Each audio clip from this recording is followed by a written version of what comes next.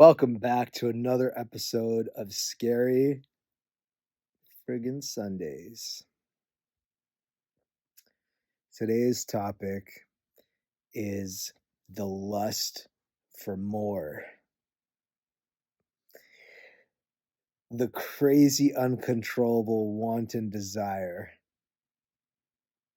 for more. More of what, you ask? Whatever it is that one seeks. The reason that this has been on my mind lately is because I just had probably one of the best weeks of my entire life. For those of you who follow me, you probably are aware of this already, that I won a remix contest along with three other people, and Microsoft and Beatport flew us out to Ibiza. We got to attend International Music Summit, which is like a huge conference for dance music in the industry. We got to meet so many amazing people. We got to do live performances, including a performance on top of a freaking medieval Spanish castle in the middle of the island of Ibiza. We got to meet Jolie and Asia, the artist that we remixed. It was honestly just a dream week, a dream come true week from heaven. And I just got back and I'm feeling great. Like I feel really, really on top of the world. In fact, I was struggling to even like have a topic for Scary Sunday this week because the whole point of this series, as you guys know, is for me to talk about stuff that I've been, stuff that I've been struggling with or going through that's typically not necessarily good stuff, or enjoyable stuff, and like, how I'm dealing with it. But honestly, I just had such an incredible week. But one thing that I have become aware of is this sneaking feeling since I've been back, this very, very subtle, very sneaky feeling of uh, dissatisfaction that has been sneaking up on me because I just had like such an incredible peak experience, high week. And now I'm kind of back to, I mean, I love my life. So it's not like I'm back to my like shit life or whatever. Like I love my life as it is, but I'm back to my routine, let's say. And like, today's Sunday, tomorrow I'm gonna wake up um and just like get back into my flow. I mean, I already did today actually, but just back into my flow of working out, meditating, making music, practicing guitar, practicing vocals, like dealing with life stuff, responding to emails, like all the stuff that isn't super fun necessarily. Um, that I was kind of just like not doing last week because I was just soaking in the experience.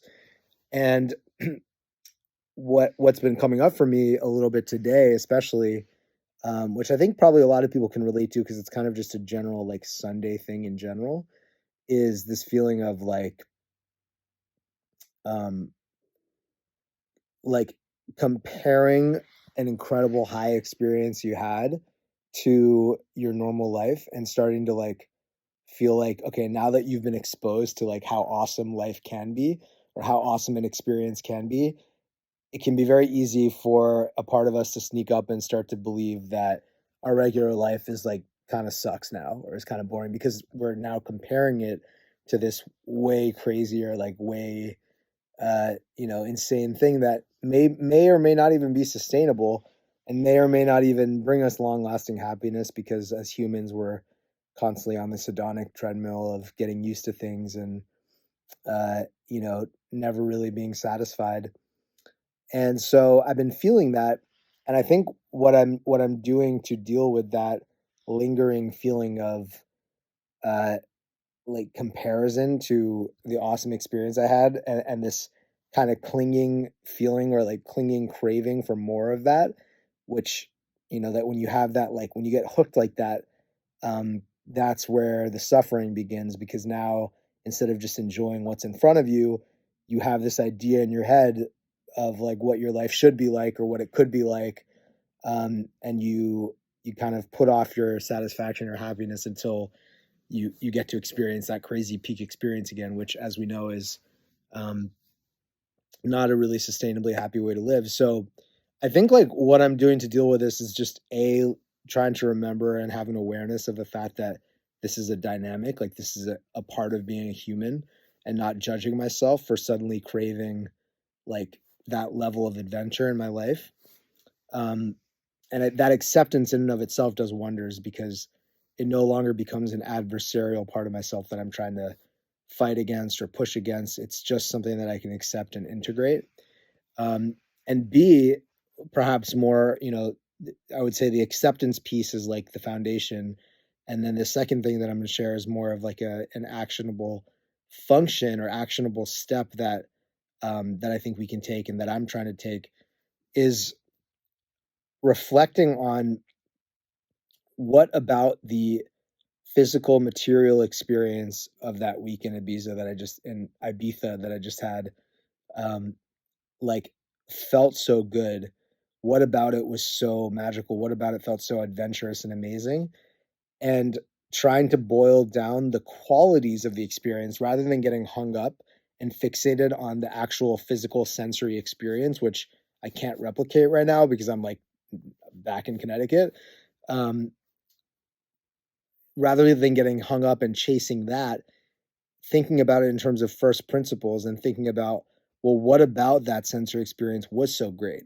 And if I just think out loud, like part of why I loved it was like it was really sunny and I was outside a lot. Like, okay, so that's a first principles thing that I can draw from that.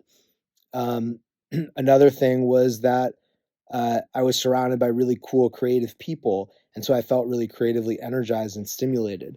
So now I'm starting to peel back the layers and realize that it's not necessarily that I need to be in Ibiza all the time around like crazy artists and stuff.